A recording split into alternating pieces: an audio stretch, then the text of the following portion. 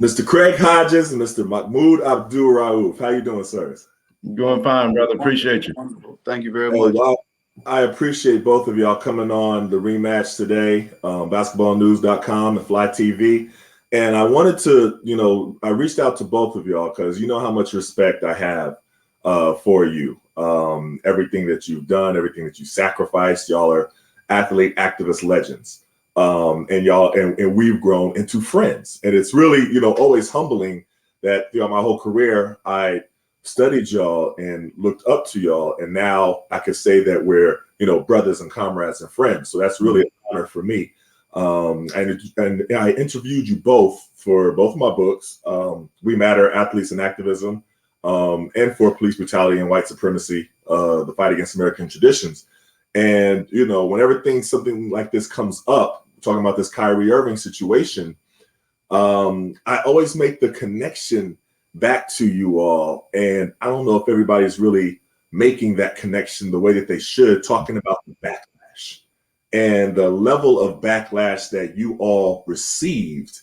And people always talk about how, well, the NBA is, is progressive and it's different. It's not like the NFL, and the days of the past are gone. And when an athlete stands up for something that people don't agree with, they'll still be embraced and all this stuff. But we're seeing right now with Kyrie Irving, that's not the case at all. So I wanted to get y'all reactions from what you're seeing going on, specifically with the bashing collectively, kind of immediately before anybody even knew all of the details of where Kyrie stood or what he thought or anything like that. It was just kind of an immediate bashing. I'm gonna start off with you, Craig Hodges. What was your first initial reaction to seeing everything? Well, first of all, man, I just want to thank, the ancestors, man, and my mom and my grandmom and all the sisters who got all the brothers here, first of all. And, for me, man, it's one of those things that, Mahmoud was saying earlier before we came on, is the NBA talks about being progressive, but they're savvy. They're savvy with their ability to utilize the media as a tool and weapon to be able to broadcast and put out whatever messaging they want to put out. In 1991, when I went to the White House and gave President Bush a letter, the media basically just showed it one time. It wasn't any social media. And I look at, the progression of the savviness of the NBA. When it got to Mahmoud, media coverage was a little bit more. So he got, thrown under the bus from different levels of national media. Where with me, it was just a silencing where we're not going to even cover it. We're not going to speak to him. We're not going to talk about what went on. And especially, we're not going to talk about the issues that he raised in the letter. I think that's where we are now. Once again, we won't get to the substantive issues that Kyrie is speaking about. We don't want to deal with the fact of what our historical legacy is. We want to deal with what has been laid out before us as the truth. And when you come with the reality of the facts, that's when it becomes a thing where those powers step in and are able to, like you say, bash, silence, take away your bread. When I look at Brother Ye, my homeboy from the Chi, when I look at what Kyrie is going through, you can't. For me, when I look at the NBA, it's been a sustained practice of racism. When I look at the issues that have gone on with myself and brotherhood, Mahmoud, you can't deny it. And what it's been able to do is they swept it under the rug, thinking that it would never raise its head again. And it's going to come back. It's going to continue to come back until you actually do something to actually make the issue go away. And until you have some type of truth and reconciliation type situation go on, where people aren't afraid to speak to the issues forthrightly, it's not going to happen, brother. Yeah, it's unfortunate because it's like all it takes is the right topic for that progressiveness to be completely wiped away. I mean, it's okay being progressive, on certain topics that are okay, accepted or whatever. But all it takes is that right topic, and it's just interesting. Mahmoud, what was your reaction to it? Well, just slightly reiterating what we talked about before and what Brother Craig just said, man. Man, there's so much to say about this issue, Etan.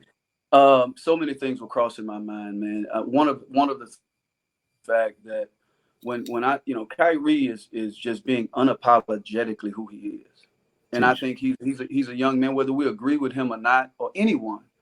The fact that he is courageous enough to throw his ideas out publicly to see how they're gonna bounce back. This is a part of growth. This is how you grow as a human being.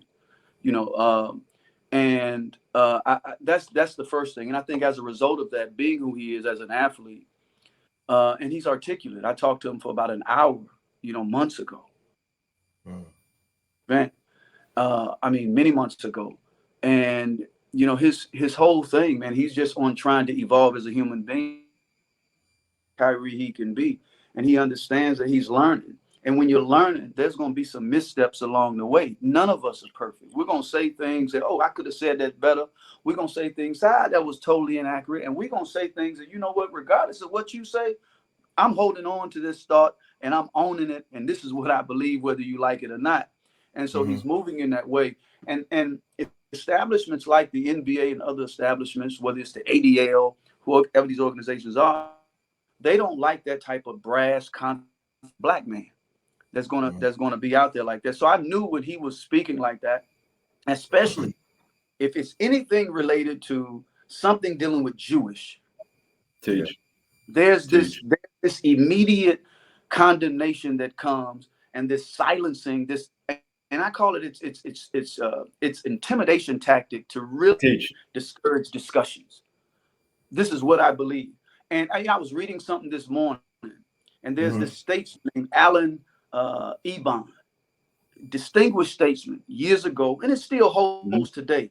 When we think about, just like what Dave Chappelle was talking about last night, and nothing he said was anti-Semitic, right? But this brother, this Eban, Abba Eban, this distinguished statesman, said some years ago, one of the chief tasks of any dialogue with Gentile, non-Jewish world is to prove that the distinction between anti-Semitism and anti-Zionism is not a distinction at all. Zionism is merely the new anti-Semitism. In other words, this is a bigger issue. Anything related to saying something about a Jewish person, a Jewish community, or Jewish policies in Israel, right, is going to be branded anti-Semitic to silence you, because they don't want to deal with that discussion, because it's going to always back to that. So they're linking, right, anything associated with Jewism or Jewishness to you must be against all Jews, right? So on and so forth. And so, it's just, Etan, it's so much related to. These are like just a few of the things I'm thinking about, among many others I know we'll get into. I don't want to hog the mic, but no, we'll get into it all. Real deal. It's interesting that you said that. I just interviewed Chuck Modiano. He was on my show that I had with Dave Zirin, The Collision, Sports and Politics Collide. And I'm gonna read you what his quote that he said to your point, Mahmoud. And he was talking about the Anti-Defamation League, and he was talking about his objections to Kyrie having to go and meet with the Anti-Defamation League in particular. So he said, not only are the Brooklyn Nets saying that Kyrie has to meet with Jewish leaders, but they are dictating which Jewish leaders he meets with. He said, I'm Jewish, and the Anti-Defamation League definitely doesn't represent me. I have so many issues with that organization as a whole. One being that they are trying to push the IHRA definition of anti-Semitism into law. Very dangerous. It conflates critiques of contemporary Israel policy against the Palestinians for anti-Semitism. He's like, I can't support an organization that would push for something like that. So for Chuck to say that, it's not anti-Semitic, he's Jewish. We can't say that, But for him to say it, now it's the same truth. They are actually pushing for that right here where I'm living in in Maryland, they're pushing for that, specifically in Montgomery County. But I'm glad you said any critique, anything that you say, and that's why I see with Kyrie where they won't even allow him the space to even explain where he's coming from. They don't know where he's coming from. They have no idea. He said that he shared the documentary, Hebrews to Negroes. He said he doesn't agree with everything in the documentary. He said that he's sharing it for the information. I mean, so if that's what he said, do you not? So at least know where he stands before you. They don't care, Etan. They don't care. When it's all said and done, it's they're trying to silence. Look, this is their way of weaponizing the term anti-Semitism. Teach. Semitism, being Semitic is not just a Jewish thing. They've tried to monopolize the term. Yes, sir. Period. And you know, and all of this talk about what's Semitic and what's not. Well, what if you talk to Palestinians, right, and Christians who were on that land before the Balfour Declaration in 1940, and when this myth about it was a land without a people for a people to justify the plundering and the stealing of land and the demolition of homes. Well, these were Semitic people living there that you have come and taken their land, demolished their homes, right? So that's the pot calling the kettle black. Right. Isn't that anti-Semitism against that were there? So they don't want to, when it's all said and done, they want to silence every mention of this term and control how it's viewed, just like what you said, the new IHR. I can't remember the, because I read about that the other day. And this is just one of the techniques. And what we're doing and what other people are doing, we have to keep having these conversations so they don't hijack these terms for themselves. Just like Holocaust. You're not the only ones that had a Holocaust. Yes, sir. The Holocaust, look, not to diminish what happened to Jews. Yes, we know it was dangerous. But when you try to monopolize a term for yourself, that's dangerous territory. Your numbers don't trump what happened to Africans. Teach, brother. Your numbers don't trump the genocide, the Holocaust that happened to Native Americans. Yes. You know, so they don't want to have these conversations, and you enter into dangerous territory, right? It only goes for so long. And when people speak about Jewish power, right? And it's reality. There are people in this country, there are people in this nation that have power, whether you want to talk about Republicans, Democrats, whatever it is. They're powerful people. We talk corporate America, where you want to talk about Jeff Bezos, billionaires. There are people with power. The fact that you can demand these type of things, and Kyrie had made it clear from the beginning, crystal clear.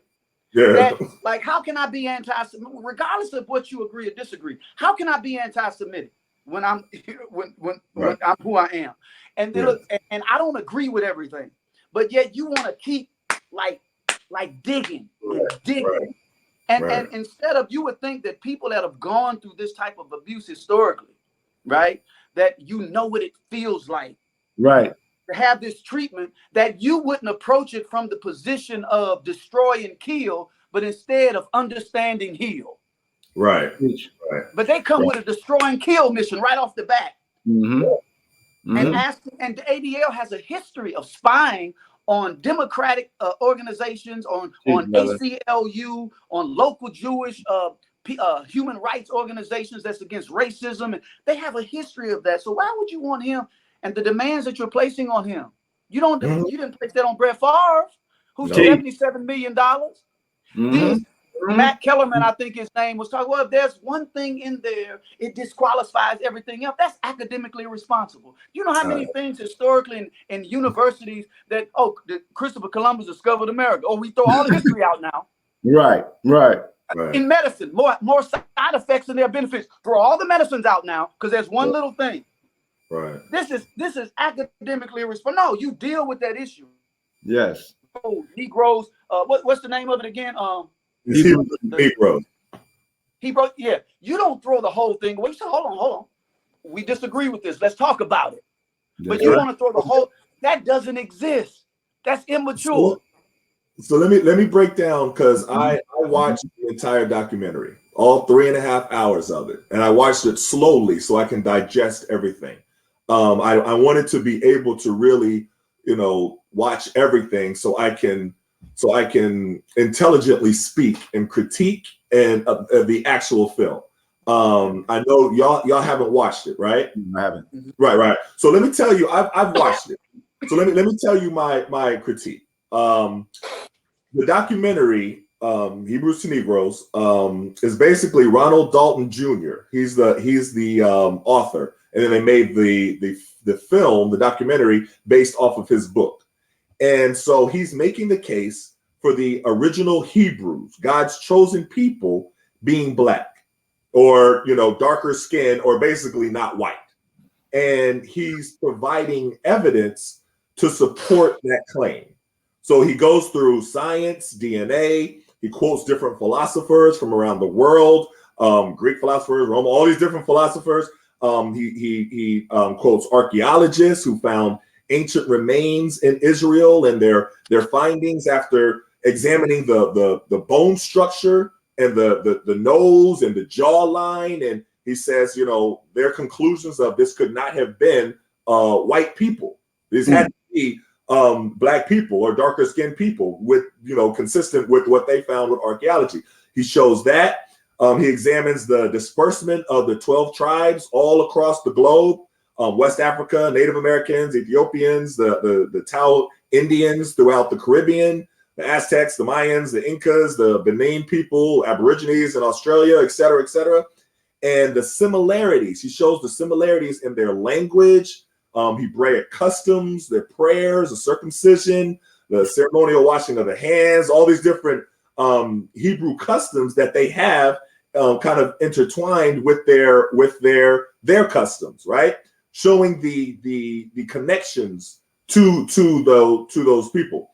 Then he examines the Bantus Igbo people, right? So he goes back to Abraham and, in the Bible. So he shows the connection, like Abraham begot this person, they begot this. It shows the connection directly to the Bantus Igbo people, right? And then he shows the historical documents that state that in the Congo specifically, that it was in fact like a large Hebrew Israelite kingdom consisting of like the Bantus Igbo tribes.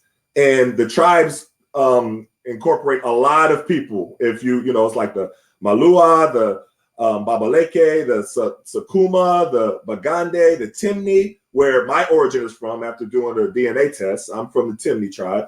The Kikuyu, the Zulu, the Shanti, the Ave, Yoruba, Igbo, all these people incorporated in the Bantus Igbo tribe, right?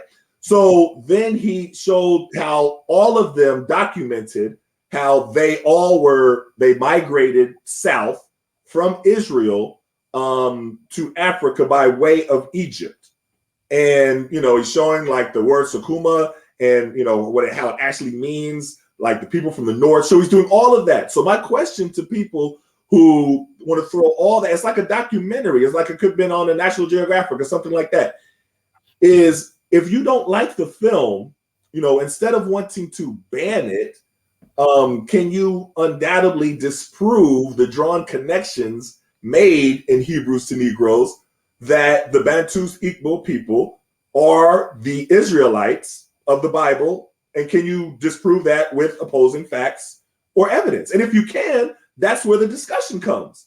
And we have a discussion. You know what I mean? But to just say, we're going to ban the whole film, denounce the whole film, everything about the entire, I was like, it's 3.5 hours long. Okay, there are some parts that are problematic. I can say that. There are some parts that didn't need to be in there. I will say that as well. But to throw away the entire film and to have Kyrie denounce the whole thing when he literally said, I don't agree with everything in the film, but I shared it for the information.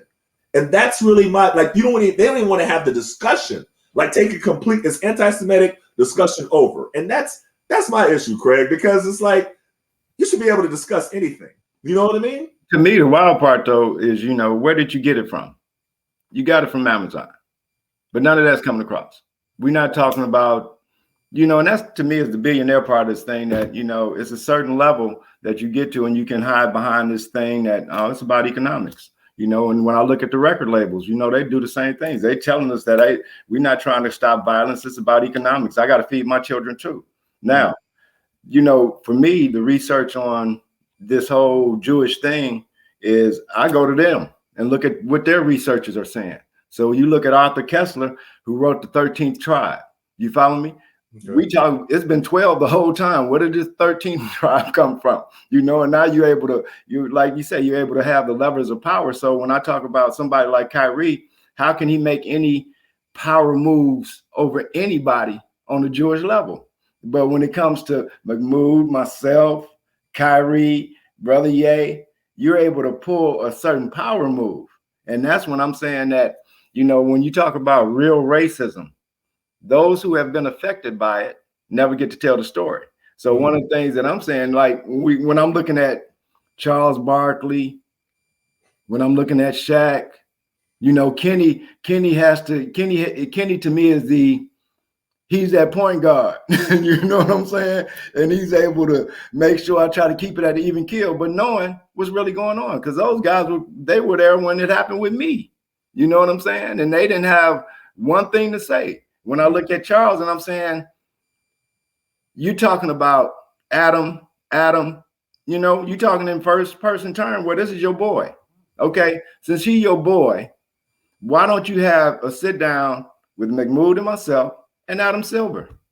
I've never had a chance. I went to the commissioner in 1997 when I sued the league, Stern, and it was as if I wasn't even sitting there, you know, to speak to my issues. So when we look at the ability to affect life, that's power to me. When you have the ability to take away someone's livelihood, when you're able to take away 1.6 billion from Brother Ye, who could possibly utilize that for solutions in urban communities, and then that's what I'm saying. So when we look at them wanting somebody to sympathize with them and empathize with the Holocaust, you haven't shown any type of empathy where we're concerned.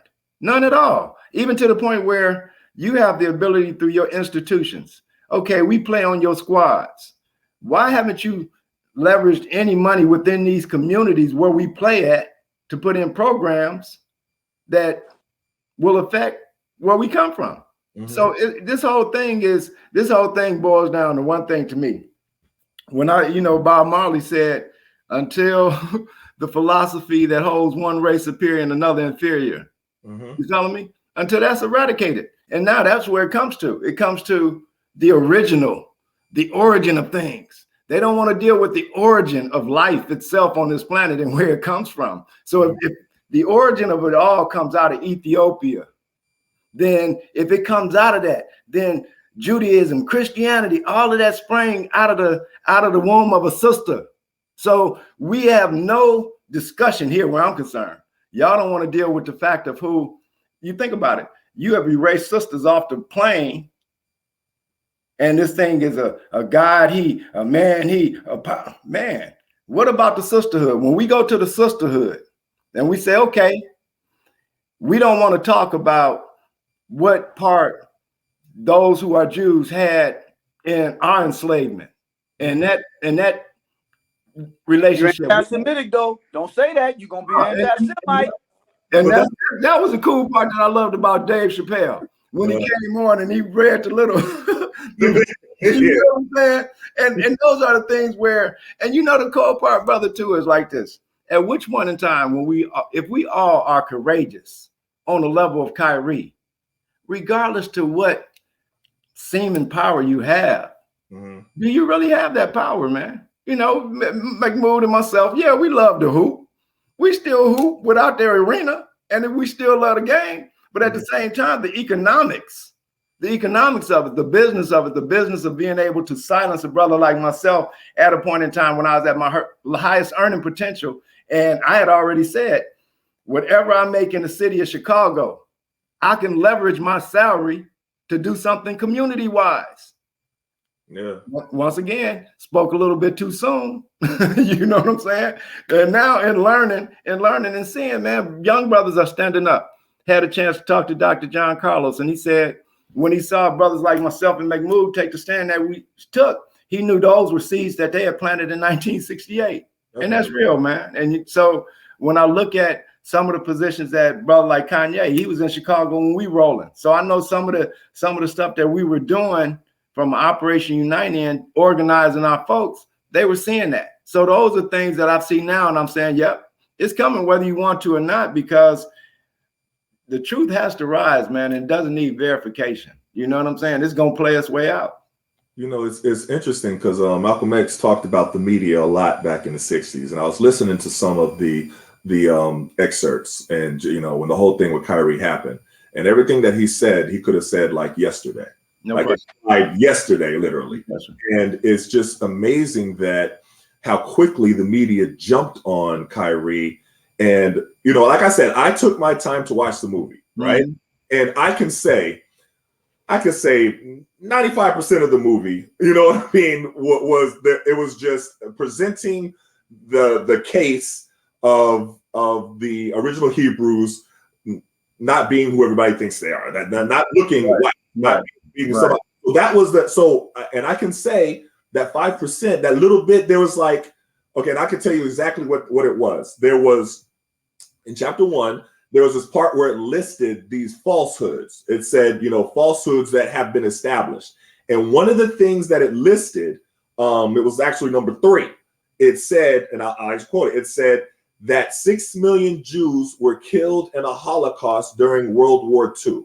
That's how it phrased it. Now, looking at that, it could have meant that the number was in question, that they're saying, okay, was it 6 million? Was it 5 million? Was it less than that the number? Or could they be saying that the Holocaust didn't happen at all? It was weirdly placed, that it didn't have anything to do with anything else that was discussed in the entire documentary. It was just there. So then I saw the reaction say, oh, it's a documentary about, you know, Holocaust denial. I was like, no, I wouldn't say that, but I would say that it wasn't. Would I say that it wasn't needed? I would say that it wasn't needed, especially if you're not going to give clarity. But that was that part with that. The other part was, there was a part where they were talking about, he was doing quotes and he quoted Hitler. That was one of the things that was in there. One was the quote from a book, and then one was a quote that is thought to have been a quote from Hitler. And that's the thing where there's certain untouchables where it doesn't matter what you're actually saying. If you're quoting this person, even if it's a person that what you're saying is valid, you can't quote that person. And that's just, Hitler is one of those people that are on that list. You know what I mean? So one of the things that they had with Alex Jones, with Kyrie tweeting Alex Jones, he specifically said, Kyrie, he said, I do not endorse Alex Jones. I am not a supporter of Alex Jones. I tweeted one little part that he's talking about secret societies that I agreed with, and I tweeted that. Now, can you just separate they do that all the time. I mean, they pick and choose what they want from you can go from Trump, you can go from George Washington. You can go from all the presidents that had slaves that participated. So you're going to take out that part and just say, oh, but they founded this and they did this. And, you know, we don't agree with the racism and the sexism and everything of Trump, but we like what he says about the economy. So we're just going to focus on that. So you could do that on that instances, but Kyrie can't do that with somebody like Alex Jones, and literally say, I am not endorsing this guy. I do not stand with him in anything. It was one part that he said that I agree with. And that's those, I don't know, those media tricks where they just kind of pounced on him. And I think that a lot of other media jumped on it without even knowing Kyrie's full stance on the subject. You know, one of the things for me, brother, is how, like, whenever issues like this come up, it's amazing how, I don't know how it works. Like Charles Shack, do somebody come up to them and say, hey, here's the script? You know what I'm saying? So I'm looking at, how can it be that when it came out, you know, we have black people coming after the brother harder than them people. And I'm wondering, I'm like, man, is it a Kareem? And I'm like, Cap, come on, man. Come on, brother. You know, and that part to me is just like, you know, that's something we could never harness, to be able to go to their community and get them to speak against them. You know, and that's the part where it's like, come on, man, how much, and we don't want to say selling out, you know, you my brother, but at the same time, there's a clear delineation that's going on right now, man. I think, you know, we have to stand on those principles that got us here. You know, I think, you know, a lot of the bread that brothers are making, they're not seeing the historical legacy that the ancestors sacrificed for us to get there. And we're here in this vacuum bubble that, man, I got this God-given talent and it's about me and, hey, you know, but then when you have young brothers like Kyrie, who has, you know, taking the time to check out his history, you know, and being able to, I think that's the beautiful part for me, man, is seeing these young brothers who are able to articulate it in a manner and they're standing courageously. You know, it's interesting. I keep going back to Malcolm X because when you said that, a speech popped in my mind when he specifically talked about, you know, and I'm paraphrasing, but let me try to get it right. But he said, whenever a black man stands up and speaks for his people and speaks for something that can advance his people, the first thing the white man does is to go back and get another black man to offset what he just said. Incredible. And that's what was happening in the media. They got every black person they possibly could to go on and condemn Kyrie before, I think before many of them even got a chance to even see the film. Exactly. And I know Barkley didn't sit down and watch it. I've heard it, and it was funny when Shaq called him an idiot, and they said that it had already premiered in Shaq's theater. Exactly. So, you know, man, so much has been said by both of you brothers, man. Like each time when you were breaking down just what you gained from the film itself, and two immediate takeaways when you were talking about the film, and he was giving the breakdown in the history of the original, you know, the Hebrews, them being black. Look, everybody on the face of the planet with intelligence know that the original person was a black person. Mm-hmm. Right? And so all life, all of us, we come from that origin. Mm-hmm. But you also mentioned something, and this is huge for me, really huge, and it should be for a lot. The fact that it's not that they don't know this. They are the objective is to silence because they don't want, you mentioned this word, they don't want to have the discussion. Why? By having the discussion, it opens up a can of worms, because when you've been holding on and monopolizing this chosen race, yes, right, this children, this chosen children, as if though, listen, I agree that historically you were considered that as long as you lived according to scripture. Bingo. You violate scripture, you can't be considered chosen. I don't care who you are, Muslim, Christian. Right. That's across the board. You know, but it does, it leads now. So hold on, well, if you're not the original, and then when you look at the Zionist state of Israel and how they were treating their African citizens in that country. Yes. Right. So and then you look at the influx of those who converted to Judaism. Right. In order to stake claim to a country. That's why in Ethiopia, I was told, and I got to research, but I was told more than once that in Ethiopia, you can be a white person and have a baby. You can be pregnant, but you can't have a baby on their territory. You got to go outside the country to have your baby, because the history of white supremacy and look at Africa. Teach, brother. South Africa. You go, you stake your claim, you have a baby. Now, well, I'm South African. And then you end up controlling the country. So they say you got to get out of here to go have that baby before you come back. So you begin to open up all of this history, and look, man, Jesus, peace be upon him, been sold to us for years as being a European looking. Jesus came out of Palestine. Palestine is closer to Africa than it is to Europe. There's no way it looks like that. Even the Bible says so. But people want to hold on to these images. And we know images are power, languages is power. Right. But the bottom line, they don't want to have the discussion. And just like this Abba Eban said years ago, and it still stands, when you talk about, you know, this word anti-Semitism, right? They're trying to monopolize it and control it so that everybody becomes fearful of saying anything, because it's going to eventually, you're going to start connecting the dots, and it's going to go back to that state that you have called Israel. And so Yeah. they don't want, because they don't want you to condemn it. So any criticism of anything Jewish, you're going to be labeled that. And I'm with you. Even with the 6 million, right? Look, most people, even Norman Finkelstein, Noam Chomsky, a lot of academics, well respected, they dispute the numbers. The number. They do. They're not saying it didn't happen. You're not foolish. We know it happened. Yeah.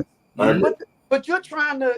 So it's, but brother, it's just so much. And another thing that I have a problem with too, when you deal with a person like you said something too, Craig.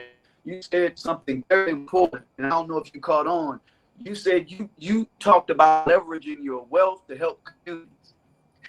So not only is it a fear when you speak your conscience and you expose things, but when you talk about taking what they're doing, they're in our communities, right? Whether it's the NBA, whoever. And if you're not funneling a lot of money back into these African-American communities, right? When you're making these billions off of, it says a lot about you. Yes, sir. Now you come back and you say, I'm going to put my money into education. I'm going to put my money into these things.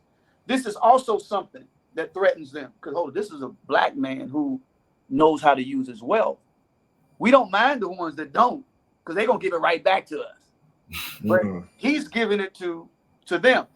And I'm saying that because when they talk about Kyrie now, what's oftentimes missed is how philanthropic this brother is. Yes, sir. He 9 students, he paid their tuitions to the HBCU, bought a home for the family of George Floyd. He supplemented the incomes of WNBA players. Yeah. He gave hundreds of thousands of beyond only who's evolving and throwing out information and trying to say, hold on, this is what I was doing. This is what you were doing. Like, we'll throw stuff out. This is what I think I believe. Okay, hit me back with some information. If you could appeal to my logic, if you can make it make sense, then okay, I'll surrender. If you can't, I gotta go with what I believe. Period. That's it. You should respect the person for that. But I think this is something too that's kind of wiped under, the pushed under the rug. Like, man, this brother is shown, and the people that he's doing it for aren't just black people. That's right. Right. Right. Right? He's doing this for a multitude of people. Now you want to come at him like all of a sudden he's a racist? Right. Man, get out my face with that nonsense. You're not, I agree 100%. And then another part that I really had an issue with this Kyrie Irving situation is the way that the Brooklyn Nets were handling it. The 6 steps that he was given. And I thought that was the most it was so bad. Stephen A. Smith had to say something about it. Wow. See, it was so bad. Stephen A. Smith said, now wait a minute, hold on. This is too much. This is a little bit insulting. So if he says something about it. But when did he say something about it? It was after he finished bashing him for a few days. To be honest with you, it was after that. But he got the bashing in first. But then the 6 steps came, and a lot of people. I mean, Shannon Sharp, he was bashing him as well at first. And it's interesting. It was interesting, Brother Craig. He mentioned your name. Did you hear that? No, your name, and he said, "This is the part. This is the part for me. When he did that, he left it as hanging fire. He left it as hanging fire. He didn't go into it. He said, "Hey, you know what happened to Craig Hodges?" And his boy is like, "What? You know, Craig Hodges." Yeah. And then I'm like, "Okay, we know media. Y'all have a pre-production meeting. So you're going back and forth. Well, I'm gonna say this, and I'm gonna say this, I'm gonna say this, I'm gonna say this." And I'm saying, you said my name 2 or 3 times. None of that was discussed pre-production. And then the way you left it, Stephen A. I need to speak to, Shannon I need to speak to. Because if you're gonna say, yeah, man, you know what happened to Craig Hodges, go into it, brother. Tell me what happened. Right. The same way you want Kyrie to have context, they should provide context. And they never do. They never do. Don't, because once again, you got that bully pulpit. Once you say it, it's out there. And then my son sending me, I didn't even know it was on. My son sent it to me, say, "Dad, check this out." And I'm like, wow, man. And it's wow. My problem with on many levels, my problem with the demands. And I ended up, I said, man, I like to sit back when I first hear stuff and put it and think about it. And of course, there's so much more you could put, but on these little posts, you don't want to write a book, right? It's hard. I'm looking at these demands, man, and I'm like, wow. You don't ask that of police when they kill black folks. Nope. To go that and the institutions, right? You don't ask. One, I said, if I was me personally, I said, if I was Kyrie, I said, you know what? Before we even go down that road, as a black man in this country, I want you to meet these same demands. As a Muslim in this country, I want you to meet these same demands.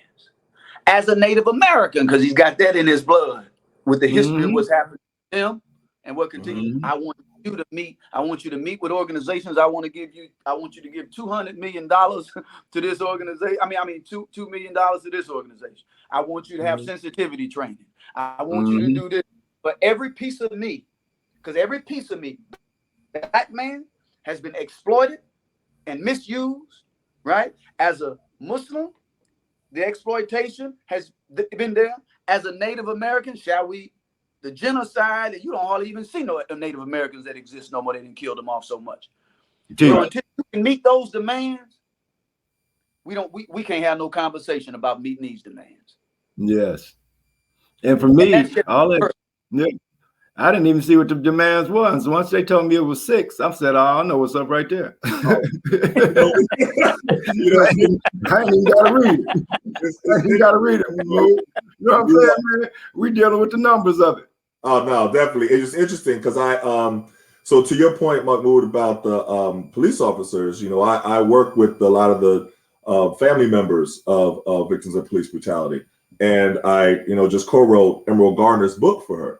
With her, finding my voice. And I wrote an article about her because we were talking and she was telling me her reaction to hearing the 6 steps that Kyrie had to take. And I'm gonna read a quote from her. She said, NYPD officer Daniel Pantaleo murdered my father, Eric Garner, in broad daylight on video, and he didn't have to do anything before he returned to active duty. He's like, she said, I wrote about it in my book, how traumatizing it was to actually see him laughing and joking with other cops on the street like nothing happened afterwards. He said he didn't have to do anything. He didn't even have to apologize to the family of the man he murdered. But they're going to make Kyrie do all of this before he could play basketball? That was her quote when I interviewed her. And it just shows how misplaced this is and how many people are, and this was my, okay, I'll say it like this. I expect certain people in the media, certain people to cheer this happening to Kyrie, to cheer the 6 steps, to cheer him getting suspended, everything like that. I don't expect it from black people in the media. I'll say it quite like that. That is the amount of black people that were almost cheering what was going on. And what the Brooklyn Nets were doing were basically, they were saying with this public, bashing that they were doing of him, these public lashing, they were basically saying, we want you to say that your name is Toby. You are no longer. And I make that reference because it is 100% what they want to tie you to the tree on the plantation in front of everybody and beat you into submission like they did in enslavement times. So they asking him to give an apology. But this nation will not apologize to us for what you did to us. You let alone reparations. We can't even, come on, man. And that's the part where it's so skewed that you can't even. Not only the apologies, Craig, not only will they not give an apology, but they want him to give an apology, but they also want him to give reparations. They want not apologize, recognize, in a real way that we're owed. Yes. Anything. Yes. But I don't mean to cut you off, but I do. No. I like people say, well, I don't mean to cut you off. Yes, you do. But this is my problem too with Adam Silver and the owner of the Brooklyn Nets, and with the Stephen A's and all the others who came out and bash Kyrie, but then want to come back. And I'm not saying people don't have a right and legitimately so and sincerely, like, okay, I was wrong and this is the way I feel now. However, there's a lot of doubt because, oftentimes you have these trained puppets, these people that's more concerned about the dollar, right, and their jobs and really speaking the truth. And as you say, you have these meetings prior to going on, and there's certain things you're encouraged to say and not to say, right? But my issue is this: when there was this sense of swelling of support that began to happen, then you see the shift in the statements. Then you see Adam Silver coming out then saying, "Oh, he didn't say anything anti. You knew that from the door. Man, it's clear. You knew that from the door. He said it himself." Yeah. But now that you see this support, now you want to come and save face, right? To be on this side, like, you for him. No, I don't buy it. They're just savvy individuals, right? Yes, sir. This is the way they work, and I don't trust them. Not even if I can see them.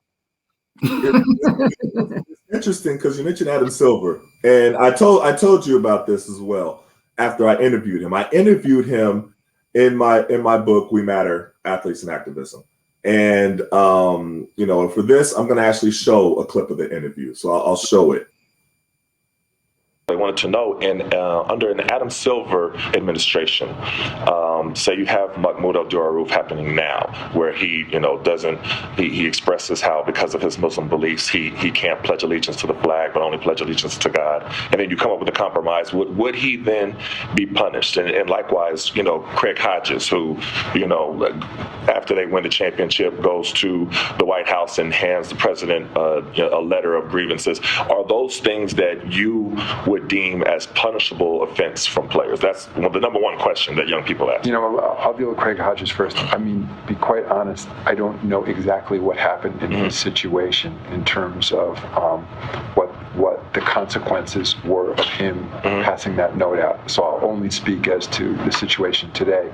And that is, I can't imagine a scenario in which someone is being punished in this league for what I would view as core political speech. And that is saying to an elected official, saying to some member of the government, I disagree, whether that's in a form of a written note, whether it's somebody standing up and making a statement. I can imagine a scenario where if it was disruptive to a certain point, again, I mean, I want to make sure I'm being honest with everyone, and that is there's always that balance that we are running a business here, right? And that I think if certain things were done in a manner that was not viewed as appropriate for an organization like the NBA. I don't like the word punishment, but I think that would be something certainly the league would come together and look at. And also, as you know, by the way, I don't have unfettered rights. I have rights only by virtue of a collective bargaining agreement with the players, which says the commissioner of the NBA under the following circumstances has the right to mete out discipline for various things. So it has to comply with that. I wouldn't want people watching or listening to this to think, oh, I'm this all-powerful guy and it's sort of so discretionary. But again, I think protecting core political speech, especially done in a respectful way, I think is one of the important values of this league. And back to your point about feeling safe, I certainly wouldn't want any player in this league, any employee, frankly, in this league to feel that that's an unsafe thing to do. And in fact, it's become one of our core attributes and I think that's part of why there's such a strong response from young people in society around the NBA. We're clearly about more than basketball.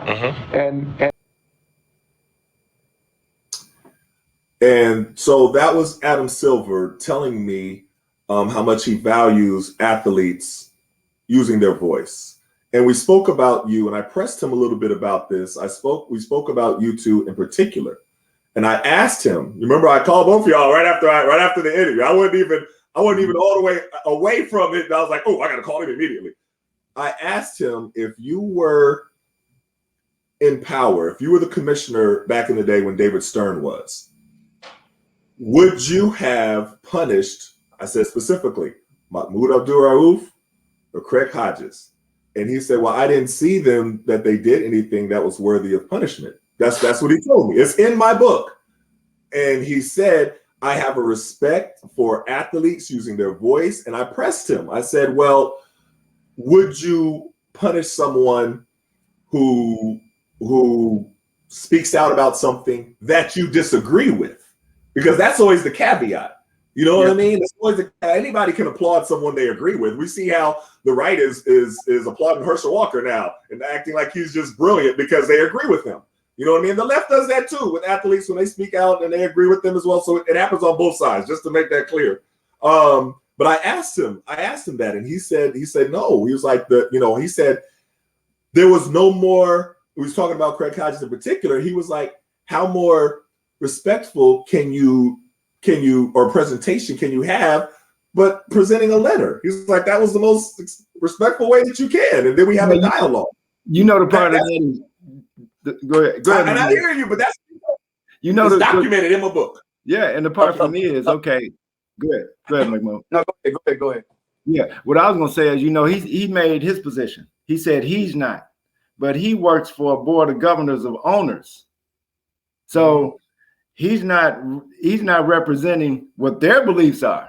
He's telling you hey, I felt like they didn't do anything wrong, and I'm for that, and I'm for this, and and that's that savviness that the brother talks about. So he's not representing in that statement what the owners may feel like, especially when I went through what I was going through. You had a racist Donald Sterling still in there. You know what I'm saying? And then that racism comes out later in time. So I get where he's coming from, but I would love to have a chance to sit down with him. I didn't call the office a bunch of times asking to have a sit down with him. I take that a little bit further. I would like to have an open conversation. Yes. Oh, no doubt. Say things privately and then deny it publicly. Yeah. Because do it on the time. Do it on the time show. This whole thing about people talking about, like, people will ask me, well, would you accept an apology from the NBA? Man, apologies. Look, white folks issue out apologies like free. Mm-hmm. Easy. I apologize. Apologies, but what happened to you affected. You said you were at the highest point of your earnings. That affected your livelihood. Apologies aren't enough. Exactly. So to say you respect the person, that isn't enough. So if you respect him, I don't know, maybe you're here with me now, you can tell me, because this is what I always say. All of this, we're progressive. You're having these forums about social activism and about athletes. Have you ever been invited? Not once time. Right. Have you ever been offered compensation for those invitations? Mm-mm. You would think that how respectful can you be to write a letter and to give demands? And I wouldn't have done any. I didn't see anything that they did wrong. But the way you're carrying on now as a commissioner, not reaching back to Craig Hodges and to people that were wrong, forget me. Mm-hmm. I don't know about you. I mean, I know you come, but they don't want to see me. But to not reach out and to have voices like yourself a part of these conversations is to tell me you still hold grudges. Exactly. And you playing the good cop, bad cop. Right? Yeah, you might be but you're the commissioner. Right? You can make those choices. You can go on the line and you can put yourself on the line and say, no, man, we got to do things differently. We don't stand for that no more. We're reaching back. We're going to show that this is the new NBA. That's right. If we say we give first of all, you ain't giving me nothing. God gave that to me. Teach. But since we're using this language, you're giving this to these players, well, reach back and grab a Craig Hodges, have him involved in these conversations, pay him handsomely because he lost out. Petition for that to take place because his livelihood was affected as a result. Just saying you respect it, just saying, oh, I didn't see anything wrong. Man, look, that's lip service if it's not, because now if we've been asking for an apology for the longest. And at the same time, that apology, like when it comes to white folks, when you apologize, they looking for, okay, but I was affected. That's right, restitution. But see, apologies just supposed to work for us. Would you accept? I said, man, look, apologizing to me don't mean nothing. I said, man, families were destroyed. That's right. Right? A lot of money was lost. That's not good enough for nobody that went through that type of that issue. So that's my problem with that right there. That's my problem. And that's a good point. I mean, to your point, as far as what they're doing with Kyrie, he said sorry already on a written form on Instagram. That wasn't good enough. He asked him, "Are you anti-Semitic?" He was like, "Well, I don't hate anybody." That wasn't good enough. He said, well, specifically anti-Semitic. Are you anti-Semitic? Specifically. And he said, well, how can I be anti-Semitic if I myself am a Semite? Still not good enough. You know what I mean? And so they it's almost like a ransom letter that you have to pay $500,000, to the ADL of all people. Of all people, that's who you have to pay it to. And it's just so interesting because they want reparations in that form for him sharing a documentary that he said he didn't fully endorse and didn't promote. The whole reason why he got into it. Let me say, the whole reason why he got into it with Nick Fidel is because Nick Fidel kept saying, "You're promoting this documentary." You know what I mean? And he said, "Stop using the word promote. I'm not promoting it. I just shared it for the information. I'm not promoting it." And they're going to say, "No, you're promoting it." He was like, "No, I'm not promoting it. You can't make me say I'm promoting it. I'm not promoting it." You know what I mean? So they're not going to take his words, but they want his words to say, "I apologize." So John, by extension, the NBA then, when they have rappers endorse their product, and a lot of these rappers demonize women or dehumanize women, they promote violence, right? Mm-hmm. Are you promoting violence and the dehumanization of women? NBA, right? So there's so many, they're so hypocritical, so many inconsistencies. It applies to one group, but it doesn't apply to you. To another. And that's the thing. They're aligned with people. Look, David Stern himself, during in the NBA, when I was there, when I was going through what I was going through, I read a lot of different publications, not just stream. And you can go look this stuff up. There's an old publication called what was called the Spotlight at the time. Right now it's called American Free Press.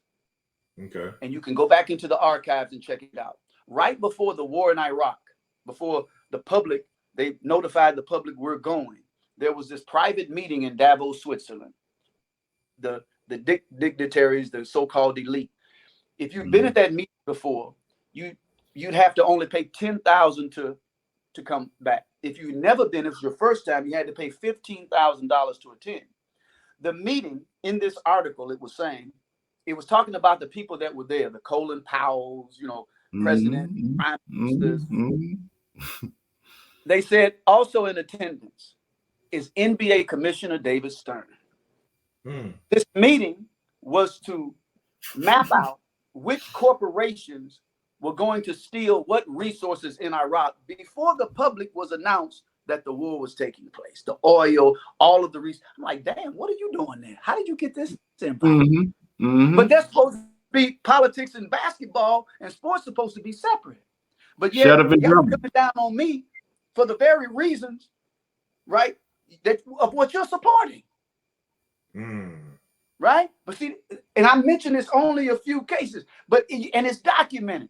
Yes, sir. So there's a lot of people, the NBA is aligned, and people are aligned with so many things, but then they want to, when a Kyrie does it, because he's an easy target. He's not just Bezos, right?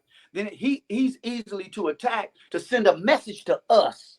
Yes. It happens. And so when we like Dave Chappelle said something,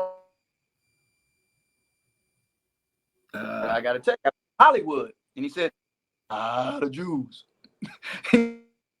I can see how a person can come up with, in their minds, I'm just paraphrasing, the power that they have, right, to be able to control this with Kyrie. Like, how is it that Black people, we can't have these same demands, and that you listen to us and follow them? So the fact that you can pull these moves and say, you got to do this, this, this, and this, you're not a government entity. This is not the United States telling you this. This is Jewish power force telling you this. This is where it's coming from. So you can't get mad when we have these views, and when we talk about that you're able to wield to destroy a person's career based off of some weaponization of the anti-Semitism that doesn't that doesn't apply. That was no way around. He didn't say Jews didn't exist. He didn't say, he didn't say go kill Jews, all Jews. Right. This is nothing. Right. So I have issues with that. There's so many hypocrisies and inconsistencies. But the bottom line, they don't want to have this discussion, because the more you discuss, the more things will divulge, and it will lead to a certain place. And they want to end all of that because they don't want that problem. They don't want that smoke. Right. Yeah. It's interesting. I want to, take time to encourage everyone listening here to read both of these brothers' books. Mahmoud's book is In the Blink of an Eye, and he wrote with Colin Kaepernick's Kaepernick Press. And it's an amazing book. And you need to really, when people need to understand everything that this brother went through, stand. And he's laying it all out. Craig Hodges' book called Long Shot, The Triumphs and Struggles of an NBA Freedom Fighter.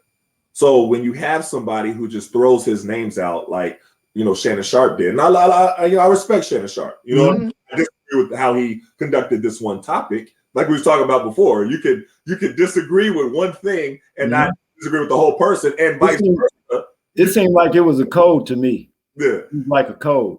Yeah, it was code. So I'm encouraging people to read for themselves if they want to know all the knowledge of what happened and why it's so important to make the connection as to the backlash that Kyrie Irving is currently going through, to the backlash that Craig Hodges and Mahmoud Abdul Rauf went through, and read about it in their books. Read about it from firsthand, from them explaining it.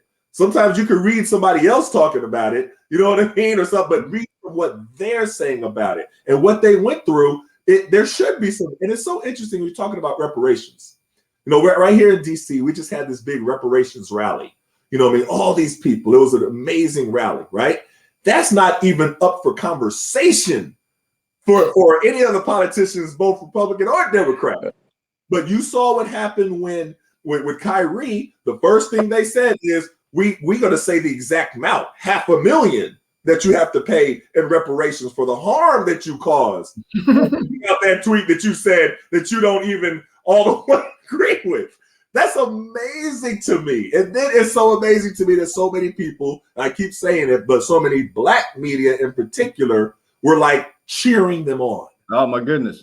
And that's what, one of the things that, I want to submit to you, Etan, is that, Mahmoud just made a good point that this should be an open discussion, man. And maybe it's something that you can, we can do it on your show, man, and have an open discussion with the commission and some of the board of governors, man, because my thing is, if Robert Sarver can be in there, and it's amazing on the media, man. Robert Sarver comes in and then the email Doka comes up. And automatically he's off the screen and we on the brother and his, his infidelities or whatever. But it's, it's one of those things, man, that when I look at when Colin took the knee, the NFL got with Jay-Z, they sat down, they had this little meeting, and they made it look a certain kind of way. Cool, but let us sit down with that brother, man, in the open forum. Don't hold your breath. You don't think it's gonna happen? I want to, because I think it's a great idea. I think let's do it on Saturday Night Live. No, but I'm serious. I think it's a great idea because I think it would be good on their part for them. Because right now, I got to be honest with you, the NBA is looking real hypocritical. See, let me tell you something. Here in the city of Chicago. Hey, if it looks like a duck, it quacks like a duck, it's a duck. So you say they looking hypocritical because they are. What would happen if we pulled our support from the NBA, period, as Black folks in America? They would crumble. Period. That's what would happen. They would crumble. You feel me? And I'm like, man, and that, the part for me, man, is like, if I'd have been playing when Mahmoud was in there, I'd have been with him. You know what I'm saying? And I'm, bro, man, what's up, brother? The whole thing. That's what I was saying as far as making the analogy that they're doing this, giving him these lashes and these beatings to send a message to all the other players. Listen, all right, I'll tell this because I wrote this in my article. When I started, because you and y'all follow me on social media, we follow each other, so you see I've been very active talking about this Kyrie issue. So I have had players, active players, messaging me and they're telling me that, hey, I'm glad that you're saying this. What they're doing to Kyrie is wrong. We can't really say anything, but and that's the part. Why can't you? You know, why can't you? Look, I'm not going to tell who they are, but that's what. And that's that fear factor. That's the fear factor. And like Mahmoud said, you know, it's a certain level of intimidation that comes with that whole term.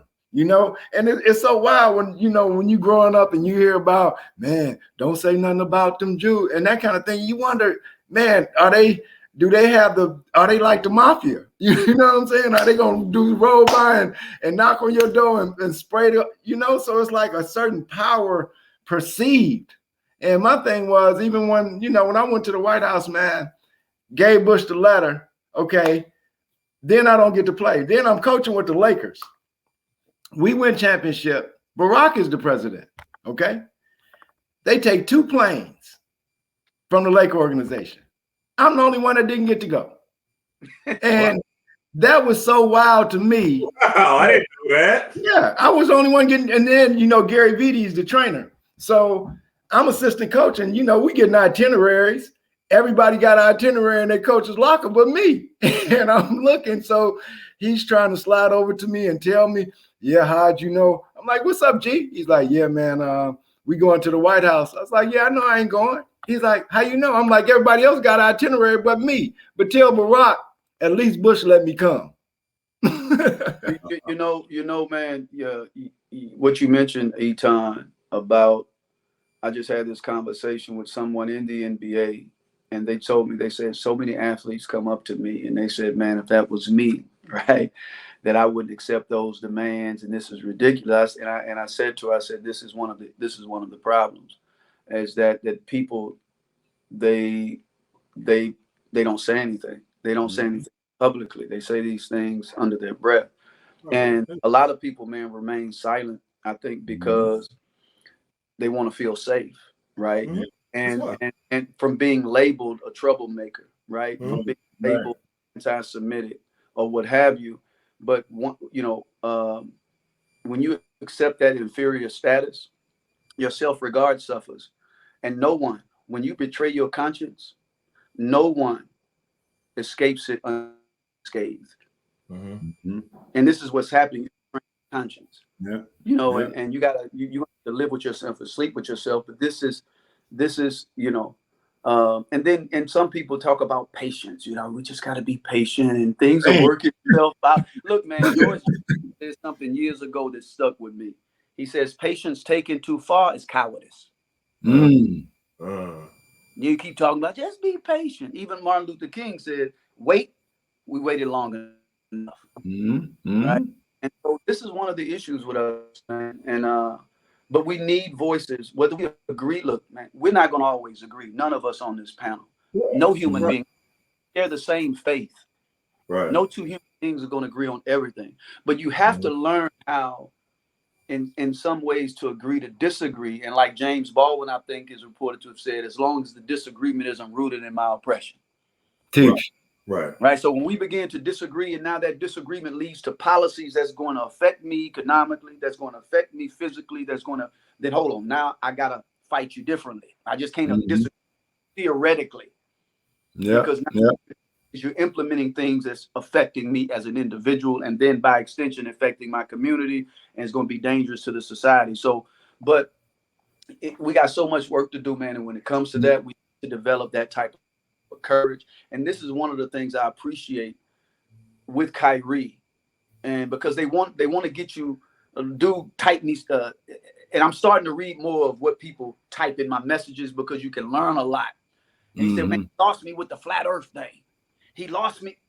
Look, that you don't throw away the baby with the dirty water. Right. But so you're going to discount everything else he said because you disagree with that. That's academically, intellectually immature, irresponsible. You deal with the issue. Like, why do you think that? Engage him, like you said earlier. Why do you think that? Where do you get that from? Have dialogue. We're afraid of dialogue. That's it. We're afraid to be made to feel uncomfortable. You know, until we get past that, we'll continue to go through this cycle, right? Constantly. I've done I've done something that was a little bit, that I don't really see happening. I sat down with 3 different Jews. I sat down with Dave Zirin, who we all know. Good brother. He's a good brother. We had a good conversation. We didn't agree. Actually, I would call what me and Dave Zirin did a debate. We didn't agree the entire time. Right. And when we talked civilly, we presented our different opinions, our different thoughts, and we went back and forth. And we wasn't yelling at each other. We was just presenting opposing ideals. And it was a great interview. I sat down with Chuck Modiano from Deadspin. I just read his quote earlier. And the same thing. We didn't agree all the time. One thing he said specifically, he was like, well, I don't think you should put Kyrie with Mahmoud Abdul Rauf and Craig Hodges and all those. I was like, no. We're talking about the backlash. Like, everybody has a different thing, but it's the backlash that is a common out. So we was disagreeing a lot of the time. And another thing I just did, it hasn't come out yet. I just did this yesterday. I sat down with Rabbi Harry Rosenberg. And if you haven't heard of him, look him up. But it's going to come out soon.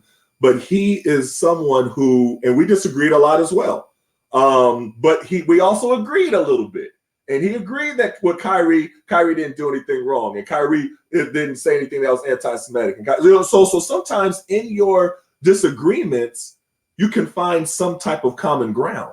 And that's what, people need to do. Right now, like you said, there needs to be a discussion on NBA TV about this topic. And not a discussion like with Charles Barkley and who was sitting with him. But they invited the rabbi that they invited. And the conversation was, what should Kyrie do to fix this? He should come talk to my children. You should come. He said Kyrie should come talk to his children at the synagogue. And I'm like, I get it, man. I get that.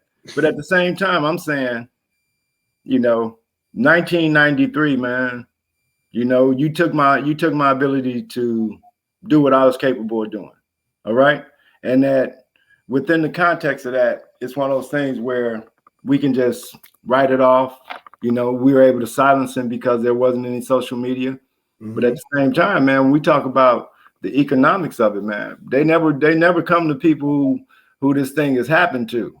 You know what I'm saying? Right. They don't want to. And see, once again, like Mahmoud said, they don't want to sit with us, man, because they know their conversations will unravel. My fault. I was disappointed, man. I mean, but I wasn't surprised. Just the backlash that came from, Shaquille and Barkley. Again, not surprised whatsoever. Mm-hmm. Exactly. And I'm listening to Shaq saying, who was my teammate at LSU. I'm listening to him saying 80% of my social media is to make people laugh.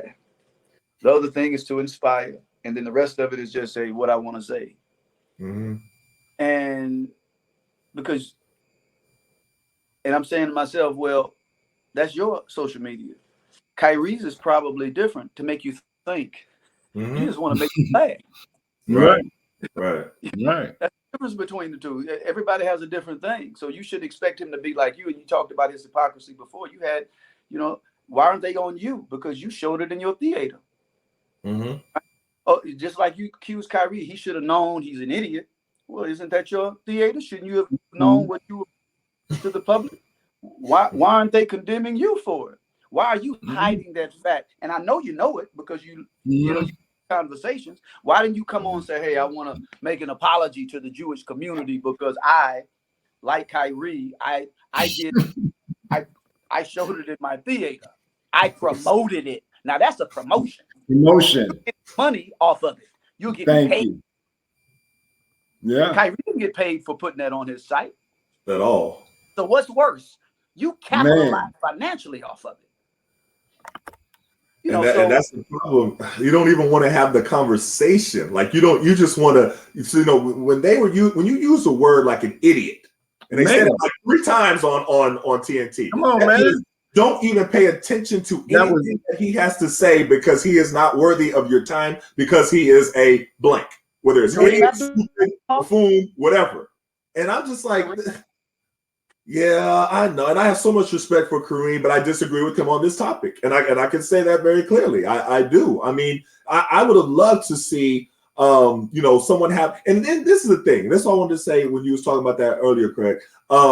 Having a conversation with someone is not lecturing them. Right. It's having a conversation where you're actually listening to them. And when they're inviting Kyrie to come and he has to talk to this rabbi and he has to talk to this person, and then he has to do this, I'm like, are you listening to Kyrie at all? Or are you just talking at him and just wanting to... Like I say, like that, let me and Mahmoud go with him when he go to the meetings with them people. Let us roll with him. Let us roll with him. You know, we got his back. We sit there and listen. You feel me? Let it. And see, that's some things, shoot, man. That's some things they ain't gonna even bring to us. They ain't gonna even bring that madness because they know right from. See, this thing is spiritual now. They feel the spiritual inclination of where people are going. So when I look at how you take that money from Kanye, that's cool. That don't matter because the blessings that we have coming is still gonna be abundant. Now, our thing that we have to do is unify and organize ourselves. And however we decide to do that, we have to. And I think, you know, the creator is pushing things in a way where, you know, he's putting this thing out there. So it's going to have to be discussed. And then when it's discussed, then it's going to come back to that one thing. Who is the original? Who's the original? And that's the part that they will never want to get to is who is the original civilizer of the planet Earth?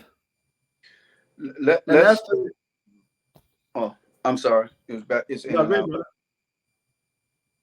And that's the thing where if you get to that discussion, I mean, even in talking about Hebrews to Negroes, all right, take out the part that the two parts that I mentioned before, the part where he quoted Hitler. All right, take that part out. Take out the part where he didn't actually say he was Holocaust denier, but it could be interpreted that. I thought it was a little bit more of the number, but fine. Take that part out as well, right? And then have a discussion that there's a lot to discuss here. Even if the discussion is, I have other evidence that shows this that opposes what you showed, then you having a discussion. That's why I said present your evidence. Don't just shut the whole conversation down. If you have evidence contrary to what was just presented, present it. When it comes to another group of people that we can't let off the hook too. Is all you said something, Craig, earlier that he lost $1.5 billion or whatever dollars, and that don't matter, but it does matter. And we should make it matter, right? And just like Kyrie losing endorsements because of the falsification of social with anti-Semitism, we should put pressure on these corporations. I mean, like real pressure. I'm not talking about this fictitious pressure. I'm talking about real pressure. We should put pressure on them for being soft and spineless and submitting to this pressure, surrendering to this pressure, rid of his contracts. Yeah, and no, we're not going to support. Period. No, exactly. Not everyone is going to do it, but enough. And that's right. Constantly not let them rest. From denying them our finances, but also keeping the language going, because language power, the media does it all the time. They keep these stories in circulation, right, to wear you down. We talked about that before. This instead of there's this talk when something happens to them, can we just all get along? Right. And we're talking about, let's not look to destroy and kill. Let's look to understand and heal. Right? So the same. So we shouldn't let them off the hook, man, because this dude, he lost a whole bunch of money off of you taking context. Yes, you taking out of context, right? Even the journalists. We know journalism has a job. But even the journalism, though, everything you do in life should be associated with ethical principles. I don't care what. I don't care. This business is known to have a lot of cutthroats, and I don't care. You still should conduct yourself with ethics and being true. And so when you don't do that, you should be held accountable. There should be a sense of real accountability when people make these mistakes that destroy people's lives. And the frustrating part for me, to what you're saying, Mahmoud, is how are we going to get that done? I mean, what organizations? Where's our ADL? You know what I mean? Where's our Anti-Defamation League? And I'm going to say this, and I have respect for the bulk of the work that Reverend Sharpton has done. I do. You know what I mean? Reverend Sharpton. Okay. And I have, seen what he talked to different family members of victims of police brutality in New York, including Emerald Garner and Eric Garner's wife, Esau. The way they described Reverend Sharpton is that he basically picked them up and and projected their cases to everybody, where nobody would know their cases if it wasn't for him. And this is going back for decades, right? But I have to say, honestly, I was disappointed with his response to Kyrie Irving. And I don't know if you heard it, I did, but he joined the chorus. He said, well, we don't stand for anti-Semitism, and a reprimand is definitely warranted, and this and that. And I was like, wait a minute. Have you seen the movie? I was like, what did he say that was anti-Semitic? Don't join what they're saying. And then their narrative becomes the fact of what happened. And then everybody's using anti-Semitic associated with Kyrie. And I'm like, wait a minute. He did not say anything out of his mouth that was anti-Semitic. So when he went to meet with Adam Silver, when he went to meet with Joe Tsai, and Joe Tsai and Adam Silver both had the tweets back to back, that was like, okay, we met with Kyrie and we can confirm that he's not anti-Semitic. He was like, we didn't need you to confirm anything. He didn't say anything that was anti-Semitic. But all the people that bought into that narrative, and I'm including, and the reason why I brought up Reverend Sharpton is because he's been one of the people that has put pressure on organizations, on companies, that when they do something like that, that they do have to do some type of retribution, that they do have to perform some type of reparations. And he's been criticized by a lot of the media, who says they term it as he shakes down companies. And he does. I was like, well, you're shaking down Kyrie, but okay, we don't have to use the same terms. But if not him, what organizations do we have that will put that pressure? And that's the part that we have to be able to either establish or get some of these organizations that we do have in order to fulfill that ADL role for us. Yeah, you said, and I'm glad you said that. And it's a great question. Where are those organizations? The fact that we have to ask that question is a problem. I agree. And number two, where there is nothing, brother told me years ago, he said, what do you do when you go in the...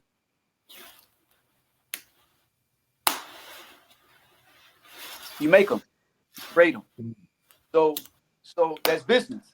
So my point is, where we don't have them, we have to create those organizations. But in creating the organization, this is the caveat, I think, or this is the big issue, is when we create them, how do we create them in a way that we're not dependent upon somebody else's dollars outside of our communities, and that not with our interests? Because sometimes when your money is attached to corporations and other things, you run the risk of being controlled down the line. Being defunded. To have people associated with those organizations that are self-sufficient, that we don't need your dollars. We don't need to be associated with you. We don't need government handouts. We don't need money from Nike. Right? We have our own internal support. Teach. And then we're going to keep a tight. We're going to investigate daily the type of moves people in this organization are making.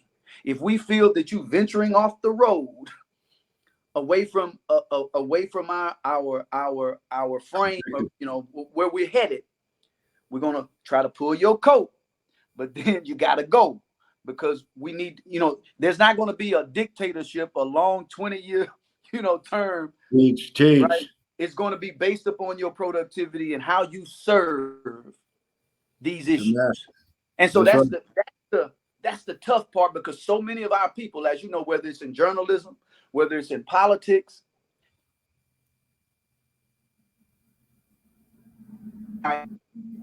or we're afraid of losing wealth and our jobs. Yeah. What I'm working on here, what we're working on is that becomes what we worship. Right? That's right. Yeah, so we're working on here in Chicago, man, is just that economic development, man, building economic empowerment. Being able to, right now, like you said, we need organization. We got to unite, man. You know what I'm saying? And we promote. Wilson talked about that. He talked about. Oh, I'm sorry. This thing keep going in and out. No, it's all good. And we have to be able to produce our own, and we're producing sportswear. Being able to put people back to work. At one time during the 70s, Chicago was the apparel capital of the world. You could go in the Sun-Times classified, and you would have over 1,500 jobs for sewing machine operators. All that went overseas. So there's a spiritual connection in the clothes that we wear. So when we talk about the clothes coming from China that we're putting on our back, we're talking about children who are in sweatshops. So when we put that energy on us, we putting on some serious energy, man. So we want to create that which we can fund our own future with. And that's what we're speaking on, that being able to create an environment where all of us have this vehicle that we can buy into, that we can connect to, that is either regionally, locally, but once again, it's funded by us. It's not, and that's why we're doing the sportswear manufacturing, is because, we look at Nike and anybody else. When you go in our communities, we're wearing their billboards. We have to start to wear our own stuff that we produce, that we can say, right here on 95th Street, we're producing this sportswear that now we can start to wear our own uniforms, that people can see what our messaging is when we come into them. So it's going to be, Operation Unite Chicago, Operation Unite Atlanta, Operation Unite LA. And we, like you say, man, this is not, and for me, I love it because I liken it to building the pyramids originally. So we could do it then. We're definitely capable of doing it in building and restructuring the direction of our people, man. Speak about economic empowerment and development. Amos and Wilson spoke about that also so eloquently. But we also need we can't build economically without having means of self-defense, right? Exactly, man. 1921 Wall Street had an economic base out of this world, but they weren't able to protect themselves. And some people say, "Oh, are you promoting?" Here we go again. Are you promoting violence? Right. No, I'm promoting self-defense from your violence, from your perspective. God, right to be able to prepare and protect myself, just in case somebody becomes schizophrenic one day and lose their mind. Now I'm gonna be accused of attacking the schizophrenic community. Because we're in that society nowadays. You can't hardly say nothing, right? Yeah, man. But just to your point, just as the Israel always likes to use the phrase that Israel has the right to protect itself, so do we. We have the right to protect ourselves as well. And that Black Wall Street, I grew up in Tulsa, Oklahoma, so I know how beautiful it was in the 20s, and this is back in the 1920s. And they burned it to the ground, and we didn't have the infrastructure to protect ourselves. But I want to go a little bit more with this thought, because we do need our own ADL. So all these different organizations, we're talking about the NAACP, the Congressional Black Caucus, whoever it is, the Nation of Islam, I'll include them in there with it, because I saw Farrakhan's remarks. I thought it was great. I thought it was powerful. I do have my issues with Farrakhan going way back from the 60s to the breakup with Malcolm X that I cannot get over, and that's just me personally. But if anyone could have an established system like the ADL has, where if you say anything, I was listening to what you were saying, if you say anything that crosses that line, now you have to come and do what the ADL is doing to Kyrie. Now you have to come to the Nation of Islam and you have to do this, or you have to come to the NAACP and you have to do this. And we're going to give our demands to you for what you have to do to atone for what you've done, which is going to include. So Robert Sarver, okay, yeah, he had to go ahead and sell the team and everything like that. But along with that, now you have to be able to contribute $500,000 to this organization that funds this program in the Black community. And now you have a list of demands. Like I want to see 10. What's good for the goose is good for the gander. They're going to get away with doing this from Kyrie. We're probably going to hear within the next week or so that Kyrie has to finish off completing this list before he's allowed to play. And that is like, for you to be able to extort $500,000 from this man is crazy. And the amount in the the example that Emerald gave that happens all the time with policemen, and they don't have to do anything. That's every single case. So, I mean, we're talking, we got to hold some of these organizations that represent us accountable for, okay, you need to do more to represent us. And it's great that you make great speeches, and it's great that you have great conventions and you invite great speakers and everything. I've been a part of all those conventions. I've been speaking at those, and especially when something comes on, I'm sure y'all phone starts ringing to go speak at different things as well. But beyond that, you all need to establish something to where when we have a situation like Kyrie, we could be the ADL for our community. And that's really what I want to see happen. We got to put that pressure on all those. I'm not just talking about one group, all those groups that represent us or say they represent us to actually represent us. And for me, man, it's this is it right here, brother. You know what I'm saying? This is, to me, is a core. This could be the core. What you speaking on that we not seeing, then we got to create it, brother. If we ain't seeing it from Al Sharpton, if we ain't seeing it from the nation, to me, that's the one thing that they told us, what they tell us, our players, we're loyal to our players. Let us be loyal to one another. You feel me? The brotherhood outside of the NBA, the brotherhood of us who were in the league, let us become that. Let us become that organization that, we could be tight enough where it ain't a whole bunch of us. We're tight enough that, we're 85% of the league, and now we can go ahead and take that same core group. And that's why with me that Kyrie is the assistant or vice president of the union or something. Mm-hmm. And you don't have the rank, and see, and that in itself tells me that he's a trustworthy brother. How can the rank and file of me tell me we want you in this position where you actually get to sit across from us and then you come back, we trust you like that. But now all of a sudden y'all can't support the brother. And they weren't supporting him. I mean, they issued a statement eventually, and Jaylen Brown came out and said, okay, these six steps are a little bit much, but they should have been right on it immediately. You see, they should have operated. They should have operated the way the NYPD, the police union, operates with them. It's right on it within minutes. If anything happens with them, they call them immediately. Within minutes, they have their back. That's how the Players Association, the Players Union, should have had Kyrie's back, and they didn't. You look at it. It's two instances. The first was the bubble, and now we at that crossroads, man. We at a crossroads where we have the power. We have right now. If them brothers said we ain't playing right now, this same thing I said during the bubble. If we say we're not playing, it's gonna be some concessions made. Yeah, on some level, it's them concessions that you're talking about. They're going to have to sit down. If Kevin Durant, Steph Curry, and LeBron James says we're not playing until there are some concessions made where our brother is concerned, hey, they're gonna have to sit down with these brothers. And that's the part of me where it's like the rank and file. When we talk about, once again, the role players of the league, okay? You can't have the league without us. And I'll put myself in that category. Mm-hmm. Now you got that upper echelon, the superstars who jerseys are in the arenas, who jerseys are in Walmart and all of that. Right. We weren't part of that clique. Right.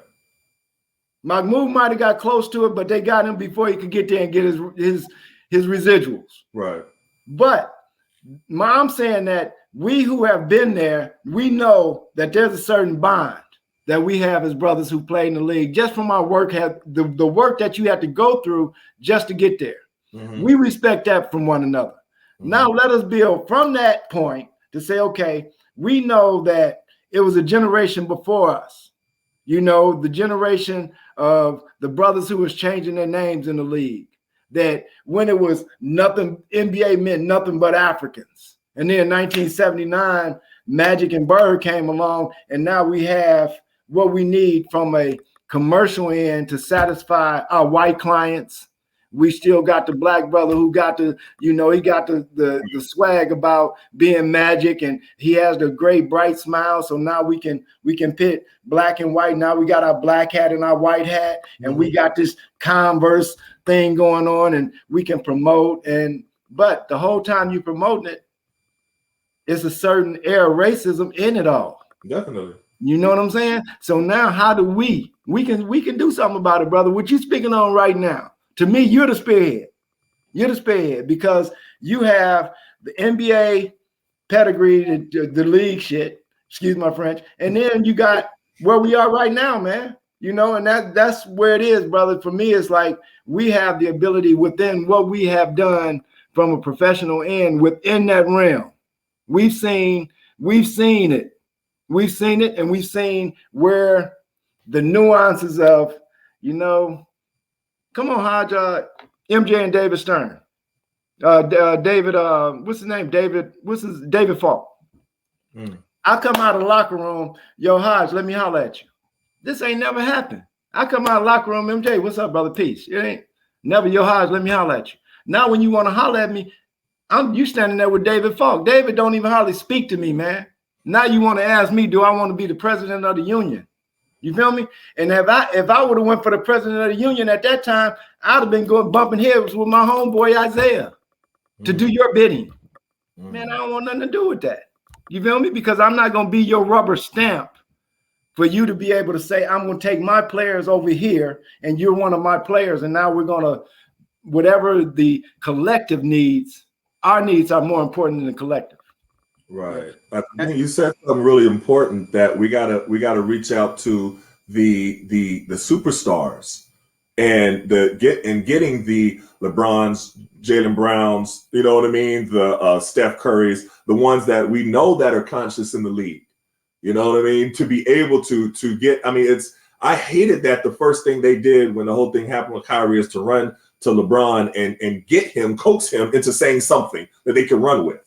And that goes back to that Malcolm X quote, that the first thing that they do is try to, and they went right to LeBron immediately. And then so much so that he had to go and do another tweet to kind of restructure where his actual stance was. And that's the good part about having social media now. There was no social media in y'all day. You know what I mean? Y'all couldn't go, but they tried to, they took that little bit and crafted it to make it look like he was doing this to LeBron, to Kyrie as well. And LeBron was like, well, wait, no. I wasn't doing all that. Let me restructure everything that I was saying so you don't just package it the way that you want to package it. Right. And so you know that but they're using him. And what you're saying about how they tried to do with you and Isaiah Thomas, they do that to pit against each other. They know that the LeBron and Kyrie, they have a respect, they have a history, but they have a respect for each other. So the first thing they did was to pit one against the other. And that is always done. They did that with you, Mahmoud. Who did they pick? Try to pit you against Akeem Olajuwon. I remember when that happened. They tried to immediately. Well, Akeem Olajuwon is Muslim and Mahmoud is Muslim. So, you know, and craft what and it's a playbook they keep using. Divide and conquer, taking sound bites and then re-editing and presenting it in a way that it's going to exacerbate that point. You said something also about the Kyrie being part of the organization. They should have supported, right? Mm-hmm. And you know, I'm just curious, man, because I know oftentimes we have a lot of conversations as just human beings, but in particular, since we're talking about athletes, we talk to each other a lot on the bus, on the planes, and practice about so many issues. And it's amazing how in private we have one set of conversations, but in public we have another set of conversations. You know, I forget who it's it's attributed to Harriet Tubman, but I don't. That's the best 1,000 slaves I could have freed. Dollar didn't know that they were enslaved, right? And so I think about that in reference to the times these conversations, and then the he kind of like, I think what happened when you begin to step off the plantation, you start seeing, you know, things where you are. It's going to really expose that you've been talking to about all of these issues. Who's really going to be fighting against you, right? And they're going to expose themselves. Just like, and in one way, it's a beautiful thing because it's sad because, you know, you don't wish that on people. All right, you wish that people had more courage, you know, to speak their conscience. However, it's a good thing too because you're weeding out the bad apples. Yep. And then you can start pinpointing, okay, I know I can rely on this brother, this sister, Yep. right here. And that's how you begin to build teams. Because everybody has teams. Teams are in prophets had disciples. Businesses have everybody. And this is the way you weed out who's serious and who's not. And that's how you begin talking about, okay, where do we get them from? That's where we get them from. We have to begin to pay attention to who's consistently saying the right things, doing the right things. They're not controlled by position. They're not controlled by money, right? Yes. Okay, this is who but you also, in your own little way, you still kind of not spending too much energy because you don't want to waste your time, but you still try to convince who you can. You give that little energy, but you know where they think. I know where you are, but I'm going to try to still be in your ear a little bit because we all can. But I'm not going to give you that type of time anymore because you're on this. We're on this. Exactly. Right. 100%. Agree 100%. Yeah, man. Well, listen. I ain't gonna take up all y'all time. You know, I can sit here and talk to y'all for 3 more hours. You know, likewise. Hey, likewise, brother. Yeah, man. I love it. I really do love it, and I know he was experiencing a little bit of technical difficulties. It was a great conversation. So I want to thank y'all for taking the time to have this conversation. Yeah, and really, you know, we gotta. Kyrie needs to feel the support from different of the fraternity. Man. Well, let the brother know, man. I don't know how to reach him, and you know, if you can reach out and let him know that I want to at least holler at him and give support, man. And even if, you know, however I could help, man. I definitely agree. Well, much respect to you. Much respect to Mahmoud. Peace. Y'all, you know, anytime y'all want me, y'all call me. I know it's vice versa. So done deal, man. Much respect to you. Peace, man. All right. Peace. All right.